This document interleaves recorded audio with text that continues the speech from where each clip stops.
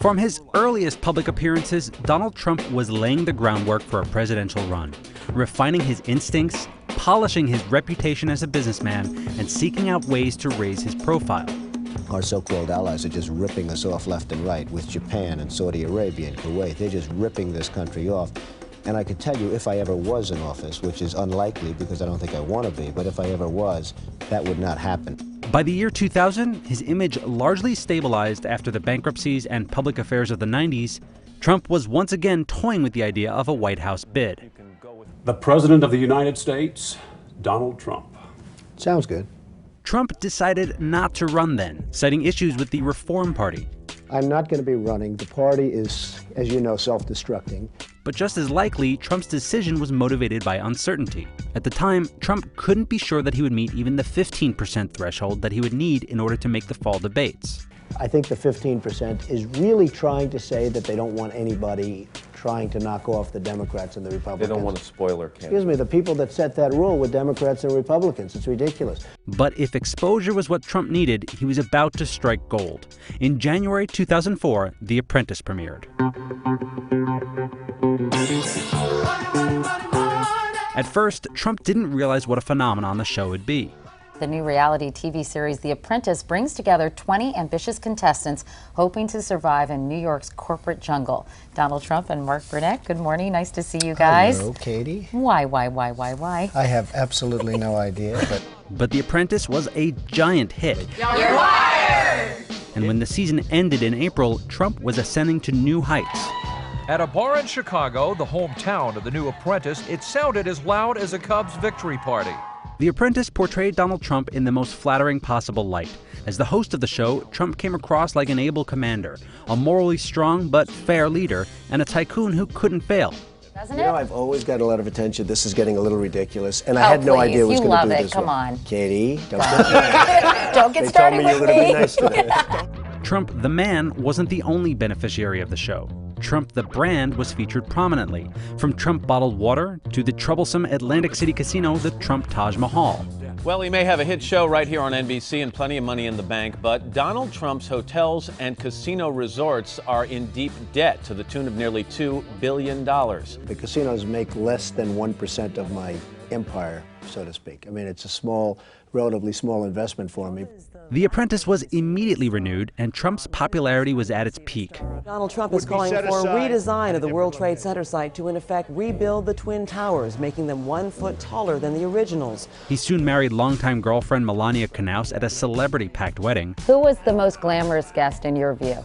Well, I would say, you know, you had Anna Wintour there and Andre Leontali from Vogue, who were terrific people, and Hillary Clinton looked fantastic. And the show opened up new licensing deals for Trump, and it validated his strategy of branding over building. He's the dean of his own university. Being tasty for just $1. I have to say hello to my boss. You might have met your match here. And by the end of the year, he was back to talking about the White House. I will run. Next time. Taking cameras with him to vote in the presidential election. Though Trump had some trouble finding his polling place. Oh, why? Do I have to go to a different place, actually? Yeah. There's a little drama at the polling booth. We like Do me a that. favor, double check. We have the paperwork. Double check. they don't have it here either. You believe me? They don't have it in this book. He's not in my book either. I have a feeling this one's not going to work either. I do too. Hi, fellas. How are you? You have my name here? 25. Well, I'm going to fill out the absentee ballot. Come on, Billy, let's go. On The Apprentice, Trump embraced his new persona. Gone was his habit of picking fights or threatening lawsuits. But off-screen, Trump kept his knives sharp. When Martha Stewart signed up for a daytime version of The Apprentice that would quickly be canceled, Trump couldn't hold his fire. Honestly, it's like two kids in a sandbox. What's going on here? Couldn't you take the high road? Okay, You want me to say I apologize? I won't. Despite 14 seasons of The Apprentice and its spin-off Celebrity Apprentice, Trump was eager to keep up the impression that he was, first and foremost, a developer. Throughout the 2000s, more and more Trump-branded buildings went up around the world. And in 2007, he unveiled his newest trophy tower, a hotel in Dubai. That property's incredible, just reading about it. What is it per square foot? I think architecturally it's going to be one of the most beautiful buildings anywhere in the world. It's special, and Dubai is a special place. And it's... By 2009, it was canceled due to the global financial collapse. But beginning back in the late 90s, Trump had started purchasing golf courses. And reports indicate that he's been able to earn a surprisingly high rate of return for these investments. What did it cost you to build this? The total cost was about $55 million.